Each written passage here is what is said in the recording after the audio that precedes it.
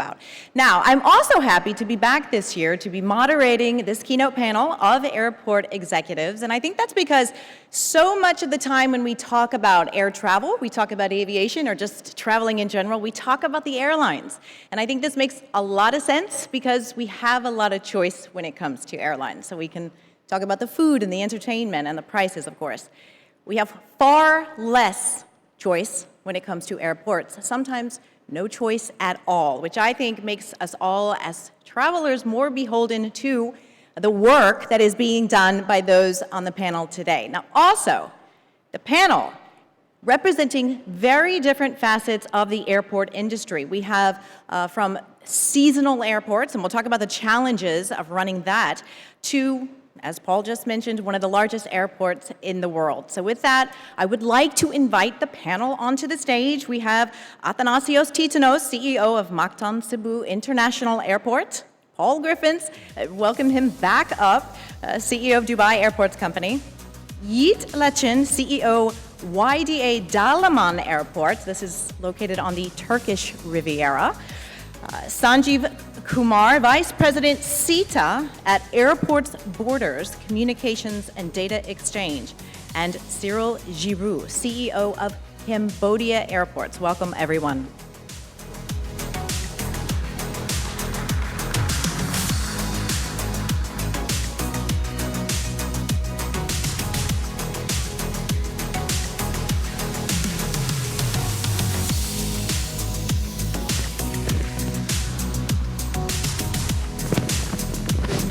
Again, welcome.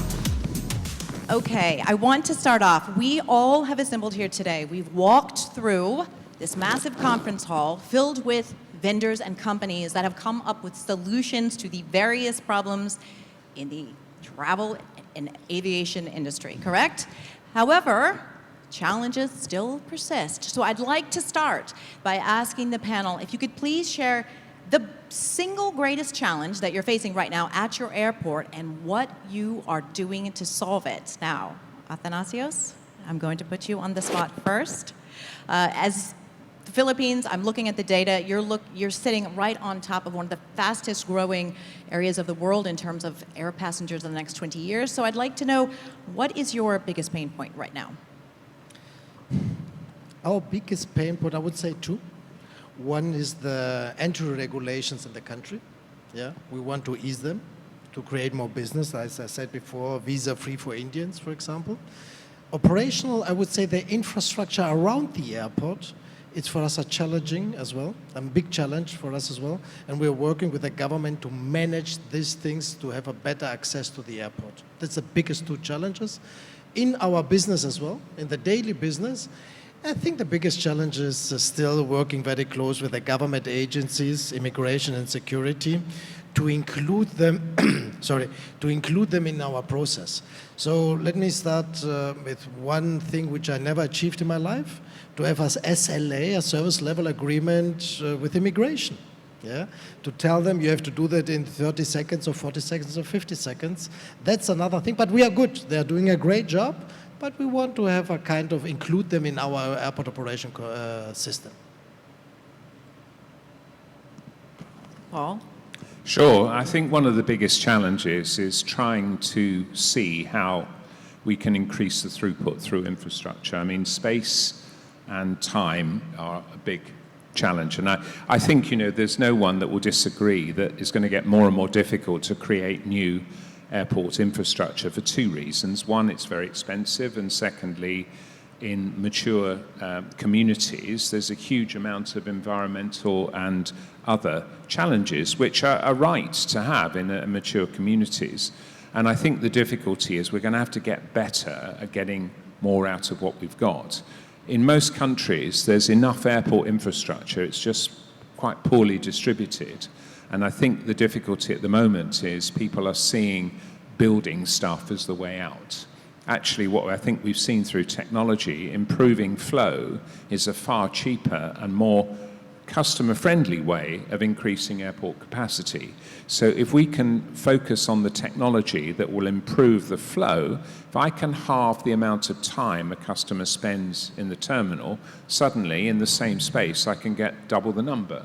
So I think it's a question of going back to the drawing board, looking at how we can improve the utilization of existing airport infrastructure and get more capacity without needing more land and more capital to build controversial new infrastructure. That to me, I think, is the nub of the challenge in the airport industry today. We are an airport with the high seasonality, and I would like to start with the example given by Mr. Titonis earlier for the Champions League. It's true that we are not in the Champions League, but our aim at least to be the leader in our scale. If you're operating a seasonal airport, it comes with the other challenges. And one of them is, of course, the recruitment, the required staff number. Because we are doubling the staff number for 5-6 months, which is very difficult. After the pandemic, it was already very difficult to reach the human resource. I remember like 15 years ago when I started to work in the airport operations, at least in my country, it was a fancy thing to work at the airport. But nowadays, it is very difficult to convince the young generation. So this is a challenge. And of course, we are trying to use the digital solutions to reduce the human factor, but it's already there, so we need to access somehow. On the other side, we need to minimize the operations during the low season and, of course, optimize the operational expenditures. Again, we are using the digital technologies, controlling and monitoring all the utilities and all the consumptions. If I could just follow up with that, what is your high season? I'm wondering if you could just explain that to the audience. And starting from April, the season starts from April until the end of November, but the high season takes a couple of months, starting from June until the end of September. Yeah, for me, I think when we talk about challenges, end-to-end throughput, I think it's important. This is where we've been focusing on, but I think it varies from airport to airport and country to country.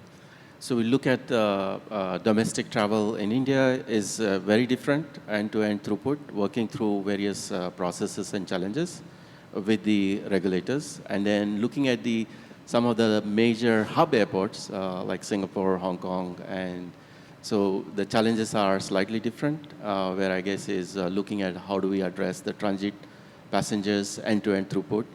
And then the other aspect is really looking at how do we improve in terms of digital solutions addressing the first-time travelers.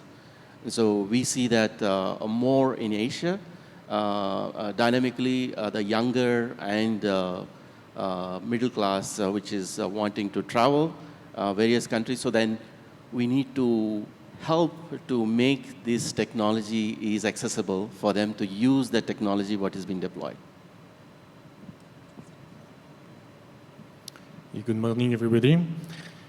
So I would say that one of the biggest challenges that we've got today at the airports is also greener airports and decarbonization. You know, Cambodia Airport is a subsidiary of the Vinci Group, and Vinci is the first private airport operator in the world with 70+ airports that we run all over the world, 13 countries and across 5 continents. And that's one of our top priorities, decarbonizing our activities.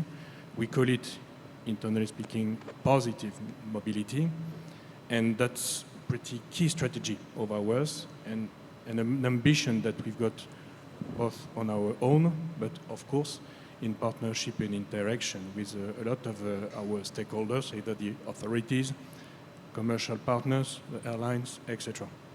And as it's a key ambition or key strategy of ours, it basically inspires every project, innovation, or investment we may do. But maybe we can elaborate a bit later about the different initiatives we've got in the different airports regarding the environment and the greener airport. Yeah. I want to go back to something you said, Paul, and it's this concept of flow. And I hear this a lot with cities that are talking about over-tourism. And a lot of cities are dealing with angry citizens that are not happy about so many tourists in their cities. But the cities are sort of fighting back, saying we can handle this if we can keep the flow moving. So airports dealing with the same topic. One piece of technology that seems to have a lot of promise is this idea of biometrics. Sanjeev, I know you're working in this area.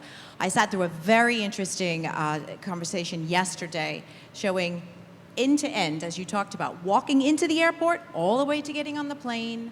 Your face is your token. It is your boarding pass. It is your passport. Is anybody close to instituting anything like this? And yes, Paul, I see you nodding. Tell us what is going on in Dubai. Well, first of all, if you have been to Dubai once and registered in the immigration system, you can actually go in and out of the country without taking your passport out of your pocket. The facial biometric scan actually is the one transaction that enables you to do that. We're also integrating check-in and immigration flow. And as I said earlier, what I'd really like to see is that we put security, customs, baggage handling, screening of hand baggage, all into a single process where you just simply walk through, drop your bag, and that's it, it's done. I mean, it's crazy in the 21st century, we're still asking our customers to stick their own paper labels onto suitcases. Why can't suitcases come pre-printed with a barcode and be unique so you can find out where it is anywhere in the world on any airline? It's just that basic way of rethinking. And if you look across other industries, I mean, look at what Amazon has done for retailing. Look what eBay has done for all the stuff we've got in our cupboards that we never use. Look what Uber has done for individual taxis. You know, look at what Waymo's done for driverless cars. You know, the aviation industry needs a sort of complete end-to-end revolution to look at all of these legacy processes and what can we take away rather than add in, I think will be the mantra going forward. I would like to add here one point. Paul, you said something very smart before, because if we could do it by our own, we would have done that, all of us. The technology is there, we want, it's done. It's the regulator, it's the government agencies, because we are very regulated industry, yeah, as Paul said before, and within these regulations to get the people to work with you, this is the biggest challenge to get it done.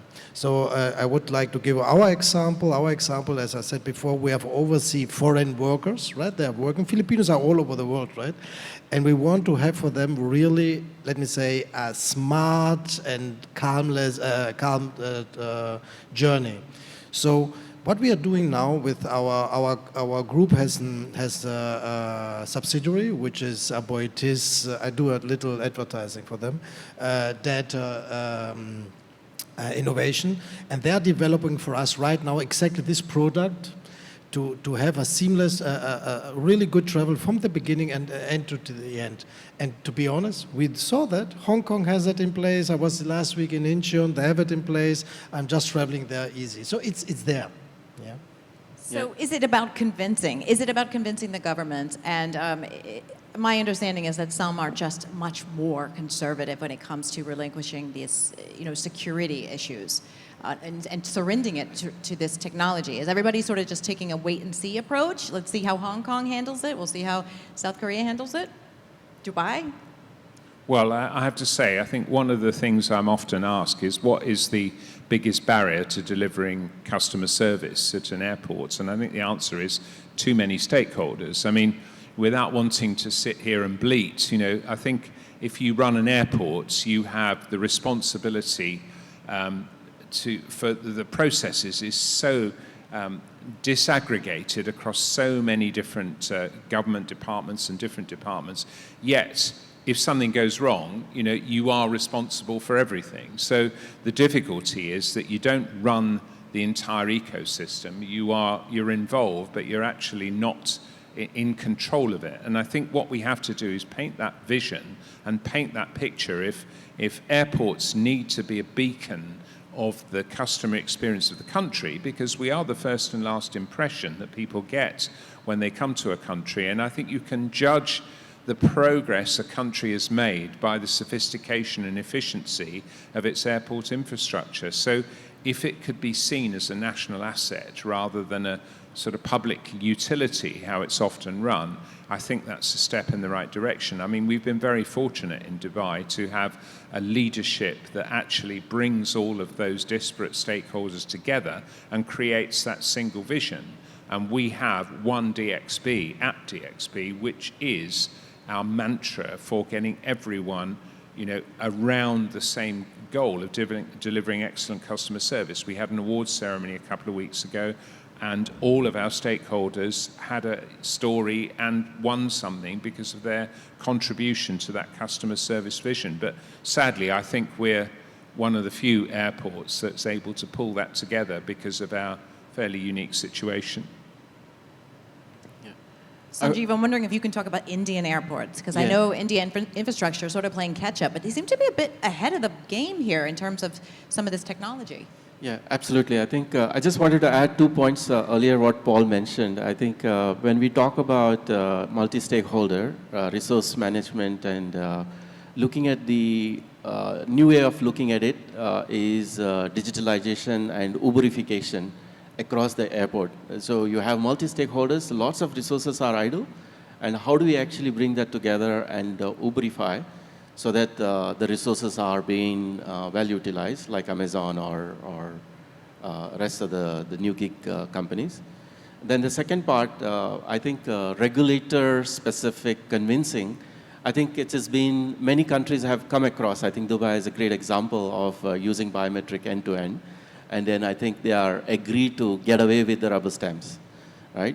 So I think if all the stakeholders come together, bring up the convincing story, and it is a foolproof, is able to get across. I think that's what has happened in India as well. I think if you see what's happening in domestic travel point of view, there are a lot of large and the smaller airport where infrastructure is a constraint. And then domestic travel has outgrown. In terms of addressing that constraints of infrastructure, I think that biometric has been used as a platform to do the end-to-end processing. So the entire biometric platform has been built on sovereign identity, so addressing the security concern, what is called the DTC concept, of tied to the national ID, and then passengers need not to bring any identity documents to check, and then end-to-end, all the touch points have been addressed. So with that, I think what we see right now, about 27 airports are live on biometrics, which is more to go. About 60 to 80% adoption of biometric in various airports. So that's a kind of phenomenal throughput which is kind of being delivered. That more to go. I think that is what we see.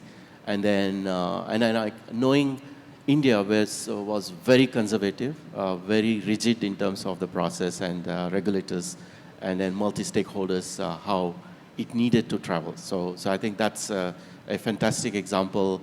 I think the regulators are looking at technology, how it is helping, and then how they want to add value to the overall process. I think in order to convince the regulators, you need to have a clear vision statement first, and to communicate this within the organization and with the stakeholders as well.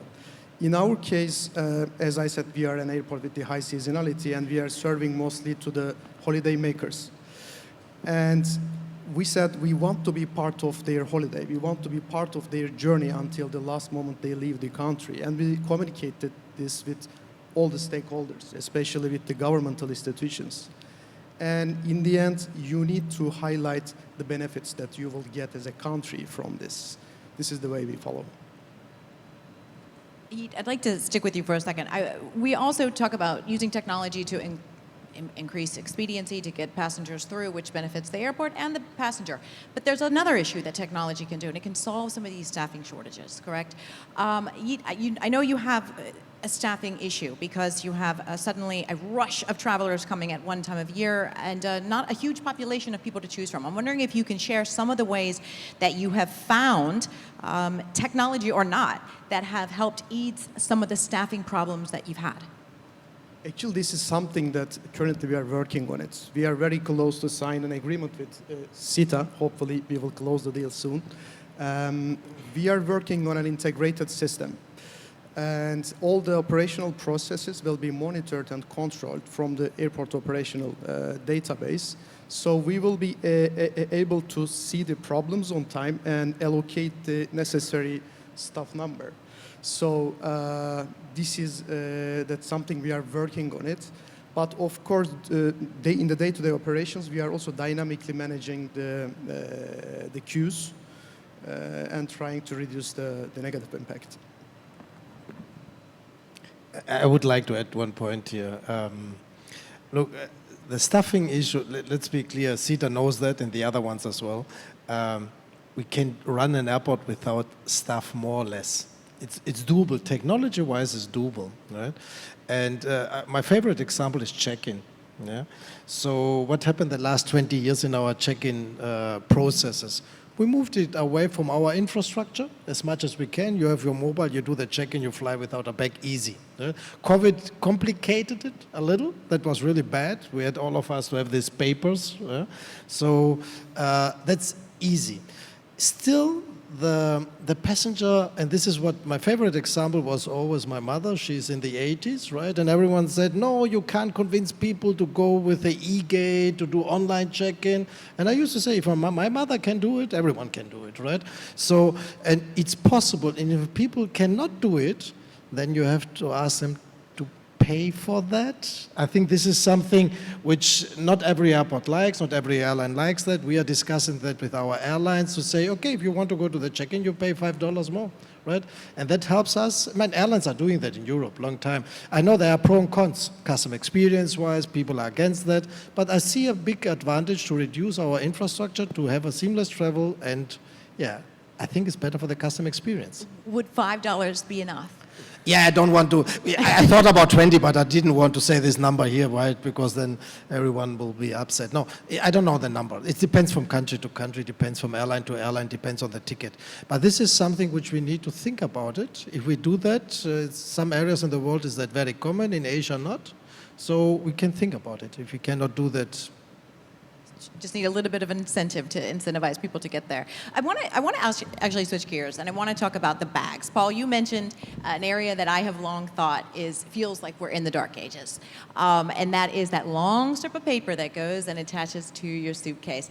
What is being done about this, and specifically, can anybody talk about what I've been hearing yesterday is this concept of off-site check-in? I find this to be very exciting. As a family of 5, we often can get into a taxi, but our luggage cannot. So what is on the horizon?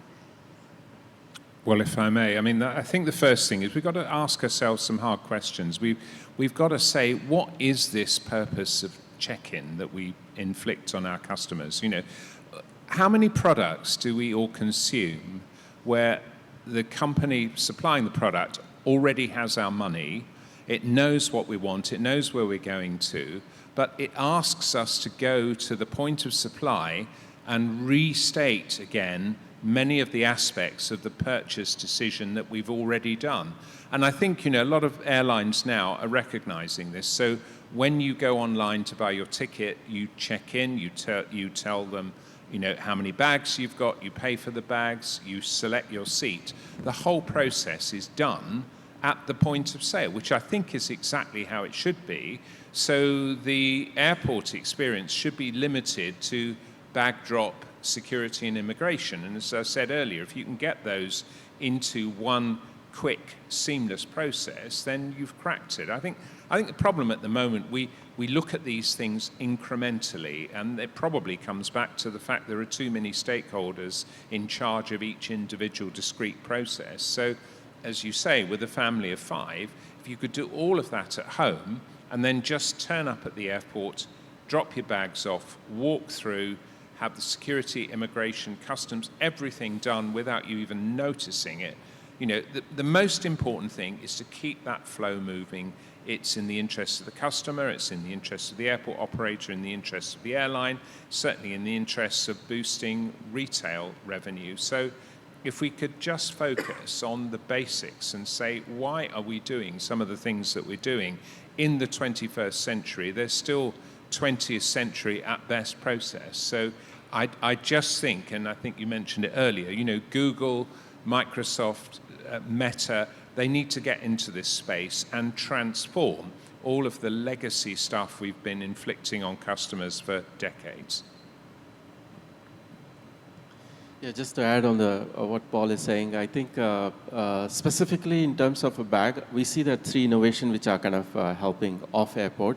It is definitely an uptrend right now, what we see, especially the tourist destination where I guess is a lot of people are exploring this possibility. In Singapore, we work with SUTD, one of the university, to build an off-airport platform, which is kind of soon it will be available in Resort World and MBS and so on. And then also people could do anywhere in the city or a hotel check-in of their bags, so that gets transported.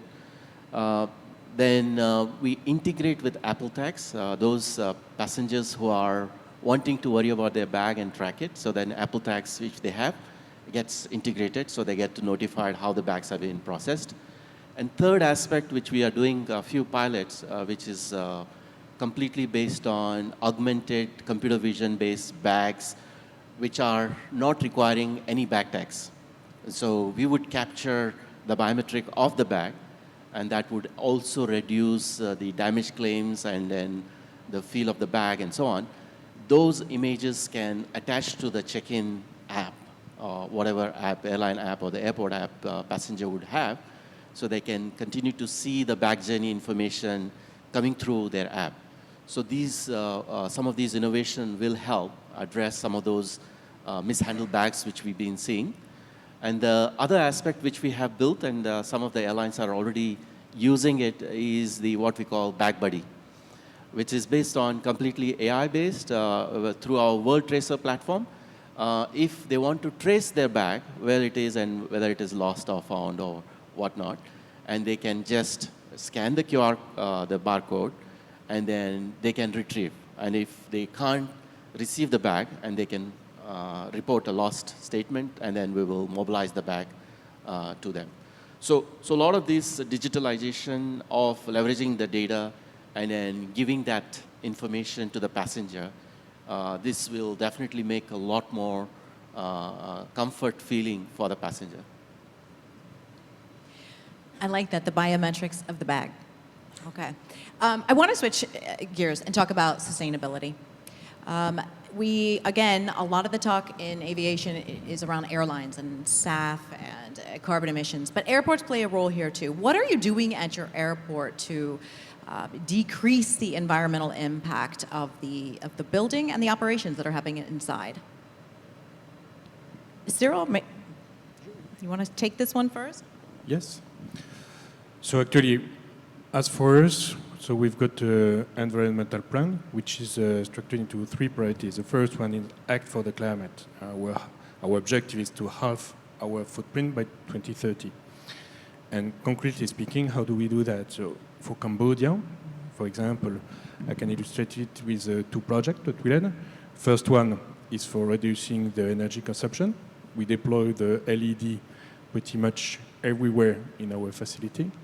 And second project that we led for, again, the decrease in the energy consumption is that we installed our parking bay, some electrical ground fixed equipment first, and preconditioned air units as well for supplying the aircraft at the parking stand in an environmentally friendly mode. So, of course, for this particular priority, there are a lot of initiatives that we took. Quality of our initiative, it's important that it's been checked by, let's call it some independent body. And for that, we got the awards of several of them, like the ISO 14001, which was awarded to us. And second, the grading that we had into the Airport Carbon Accreditation, which is given by the ACI, Airport Council International. We were graded to level 3 for our airports of both Phnom Penh, the capital city of Cambodia, and Siem Reap City, which is the deep sea port of Cambodia. Second priority to preserve the natural environment. For this, in Cambodia, we did a lot of projects. For example, one for protecting the mangrove in the Sihanoukville airport, which is pretty key, again, for the preservation and the protection of the nature. And the last but not least priority of our group's environmental plan is the optimization of resources through recycling and I would say circular recycling. And for this, and in particular in Cambodia, if we have a look on the waste, the country has not yet been organized with organized system for recycling the waste. Today, the usual scheme for waste is to go directly to landfill. So for this, we did a project of recovering, of course, the recoverable waste with recycling by segregating it. And we did it with two objectives of ours. First one is environmental, and second one is social, inclusiveness. It's to say that this project of segregation of waste, we did it with impoverished scavengers, the rack pickers in particular, so that we can lead both a project aiming at more, let's say, environmentally friendly use or objective, at the same time that we make the local community committed into this project. So that's pretty important, again, regarding environments. That's a global cause that we are all leading, in particular in the aviation sector. And it's important to have also the support of the local communities. And in this case, that's a kind of project which is very concrete for the local communities in a country like Cambodia, which is still a bit undeveloped, I would say. And so that's something which made sense for them regarding sustainability, because they see in the sustainability part also the, let's say, the development part of it here. Yiğit, I'm wondering if you can add what's happening Sure. at Dalaman. We are operating our airport in a very beautiful environment. So it is in the greenest part of Turkish Riviera. So starting from here, we said, why not to be one of the greenest airports in the world in terms of carbon emission? We have taken a lot of steps, and within 2 years, we reached up to level 3 in the carbon accreditation program of ACI. I think one of the biggest steps we have taken is the solar project that we completed last year. Last year, it was one of the largest solar power projects built on a rooftop in a terminal building. Currently, it generates the 60% of our energy needs annually. And now we are working for the phase 2, and hopefully in the end of next year, we will be reaching the 100% of the energy needs. I think it's also a cultural thing. You need to give this message through the whole organization, including myself, all the leadership team. We are driving the electrical cars.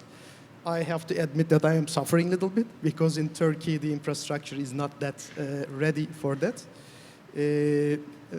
But we are one of the leaders in our region in terms of sustainability. I think one of the difficulties with sustainability is that, in aviation, 90% of the emissions come from aircraft and 10% comes from airports. And there's a lot we can do on the ground. I mean, it's much easier to do something on the ground than it is in the air. And one of the challenges, I think, is can you get, and it's interesting, what we were hearing from Dalaman, the generation of solar power is one of the biggest things. We put 40 megawatts of generating capacity on the rooftops of Dubai airports. And we also have done things like 38% reduction in waste to landfill. That's hopefully going to be 0% within a few years.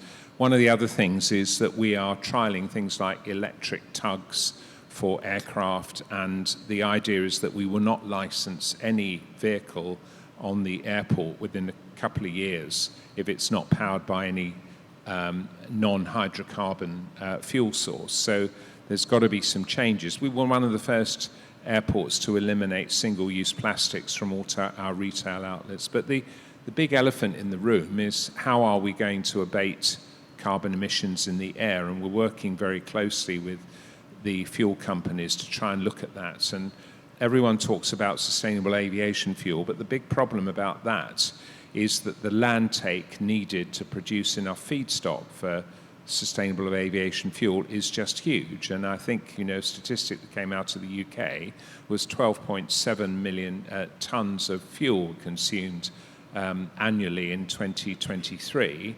And in order to produce that from sustainable aviation fuel sources, you'd need to hand over half the arable land in the UK to do that. That's clearly not practical. So I think there's got to be a big technological breakthrough, and I think my money would be on hydrogen, which requires a completely different design of aeroplane, because you've got to have the good thing about hydrogen is per kilogram, it's actually more energy dense than Jet A1, but it is more volumetrically challenging, and you've got to store it at, you know, I think minus 78 Kelvin or something to maintain it in liquid form. So it's going to require a complete redesign of aircraft, although you can use conventional propulsion sources with hydrogen. But the good thing is the byproduct of burning hydrogen is water, so it's much, much less harmful to the environment if there's a sustainable way of producing it. So that's where I think we're going to end up. But on the ground, obviously, we have to work as hard as we can to almost eliminate the carbon footprint of the airport infrastructure. Let me add more or less the same. Solar, 20%, waste management, ACI level 2. So we're a little behind. But I want to add to Paul's comment. For me, hydrogen is the future. Yeah, for sure air, but on the ground as well. I had the opportunity a long time ago to drive a hydrogen car, because they gave it at us to the airport leaders, yeah, to do a little advertising at the beginning, and I was really amazed. It's a big opportunity. At that time, it was expensive to generate the hydrogen. It's much better meanwhile. And what we are doing in Cebu, due to my old connections, we are going to work with the European Hydrogen Association to build up something similar in Philippines, especially in Cebu, for the ground handling equipment. Because this is what we did in my previous jobs, for the ground handling equipment to have a hydrogen. There was a lot of risk assessments. Can we drive with that within the baggage belt and all those things, right? This is solved meanwhile. So I'm a strong believer in that, and that will change. It will be not the only one, but that will change our industry a lot. Yeah. I did not see the hydrogen angle coming. Very interesting. I also, note that one of the topics that we are discussing today is this notion of strategic opportunities, and I've noticed that most of you on the panel here are part of an airport group, including you, Athanasios. You were here last year as the CEO of one airport, now 3. Or almost 3, apparently. Do you see this notion of the airport group as a strategic opportunity in the future? Do you see airports consolidating, such as other parts of the travel industry are doing? Yeah, I think it's better to negotiate with our partners, airlines, for sure. That's the one thing which makes life a little easier, yeah, in the future. But this is not the main thing. I think the main thing is really privatizing airports give us a big opportunity to develop the infrastructure. If the government has not the power, like in Dubai, to invest in infrastructure, we can invest in the infrastructure and developing these airports for the country.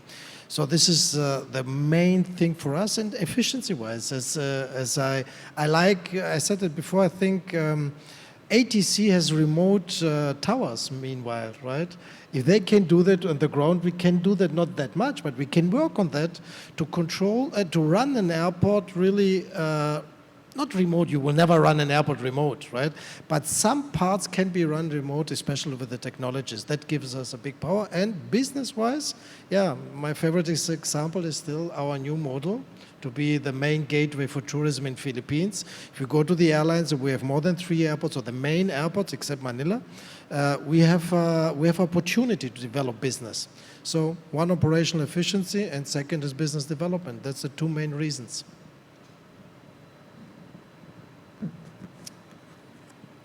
I can give you a slightly opposing view to that.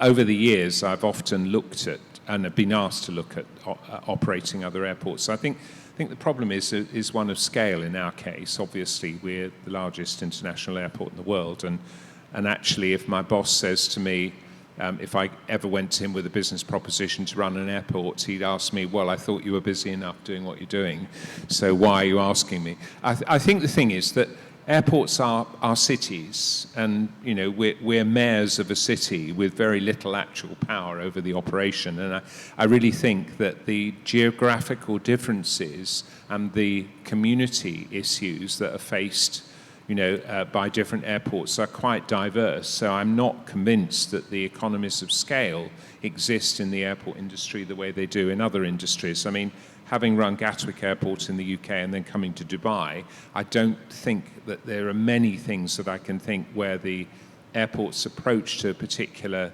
business challenge has been the same. So I think they are unique, they're geographically unique, they're culturally unique. And I can see, smaller airports that have perhaps less of an involvement in the community and economy of a country, perhaps can be combined into groups, but certainly the large ones, I think, have too many individual issues to be comfortably part of a group. Can I? Yeah. I agree and slightly disagree. I think you're right. An airport is always a city, right? It's a city. You're running in a city. But I think in our case it's slightly different because we are running tourism airports. And I give you an example, Bohol, for example. It was my main competitor. We lost 700,000 passengers to Bohol from Korea, right? For some reasons.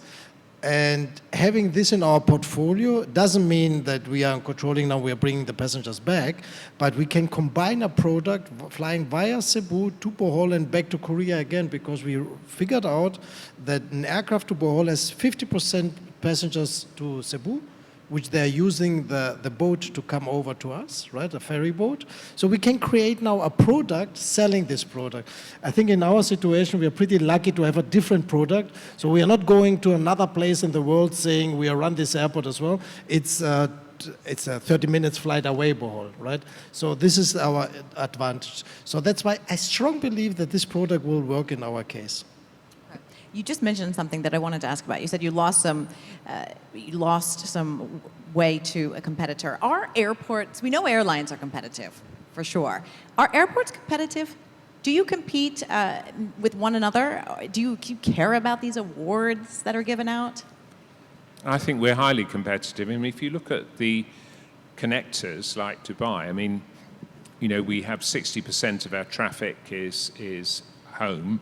And obviously that's less competitive because, no one chooses an airport because it's a nice airport. If you're going to a country, you're choosing an airport because it's near to where you want to get to.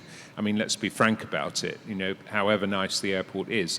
But actually, to the 40% of transfer traffic, anyone starting in London or Paris or Madrid and ending up in Sydney, Melbourne, Auckland, or even Singapore, they've got a choice of multiple hubs to go through to get there.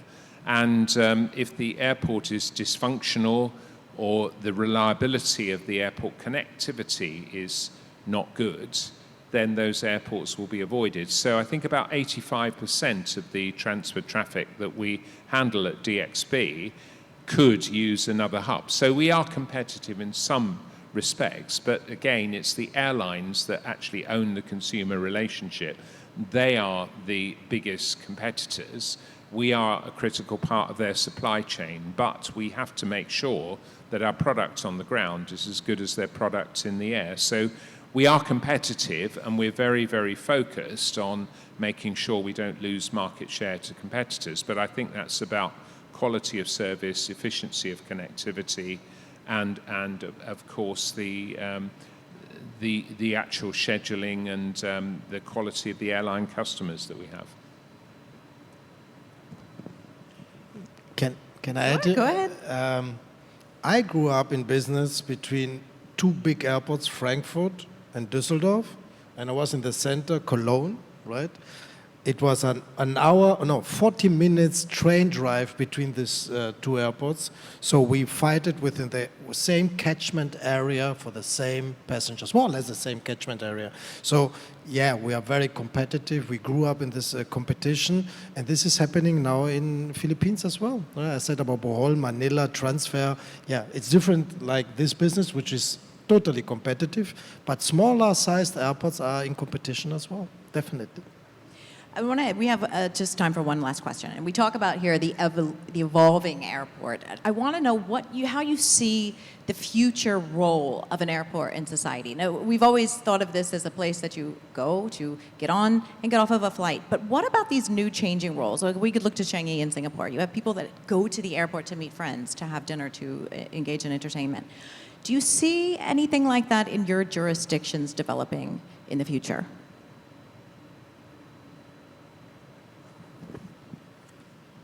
I think the future of airports is going to be very different. I mentioned earlier the fact that airport infrastructure is going to be very, very difficult to create. And I think we've just committed $35 billion to develop a brand new airport, which eventually will have the capacity of 260 million passengers.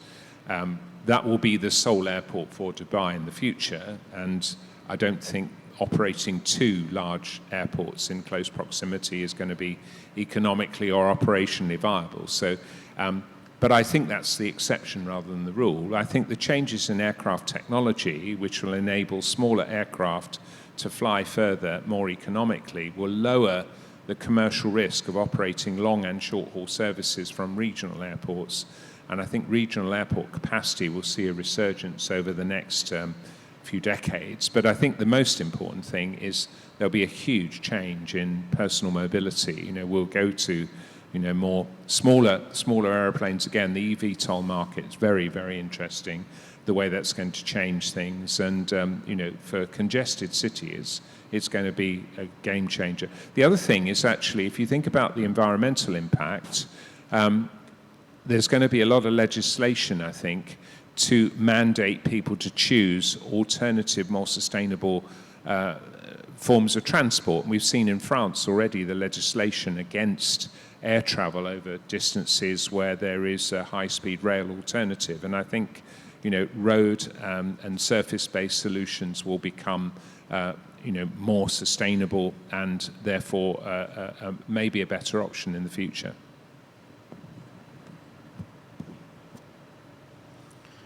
I see that more and more airports as a destination. I think Changi, Dubai, and then now recently I've been in Bangalore.